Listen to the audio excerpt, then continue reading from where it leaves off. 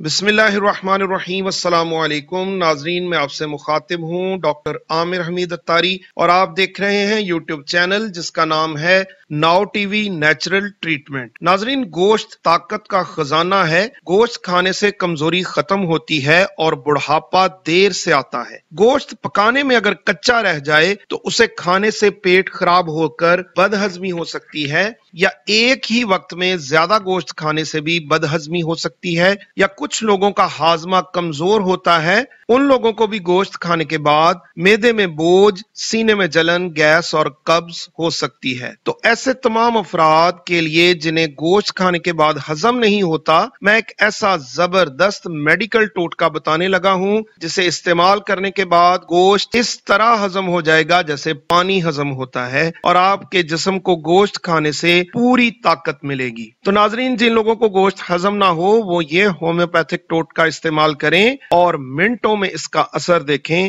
Homeopathic remedy acid phos Q, ये सिर्फ 2 से 5 कतरे शीशे के आधा गिलास पानी में डालें और खाने के दौरान या गोश्त खाने के बाद पी लें।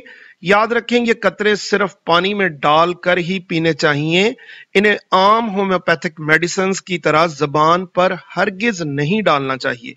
ये एक ऐसा होम्योपैथिक टोटका है कि आप इसकी तारीफ जरूर करेंगे और गोश्त खाने के बाद आसानी से हजम कर पाएंगे। वो मरीज जिनको मेदे का अल्सर है वो ये नुस्खा इस्तेमाल ना करें। इसी तरह के मुफीद टोटके और मुफीद होम्योपैथिक नुस्खे, घरेलू इलाज, देसी नुस्खे और खुराक से इलाज के मुफीद तरीके सुनने के लिए मेरे इस channel now TV natural treatment को जरूर सब्सक्राइब करें और बेल आइकॉन जरूर प्रेस कीजिए।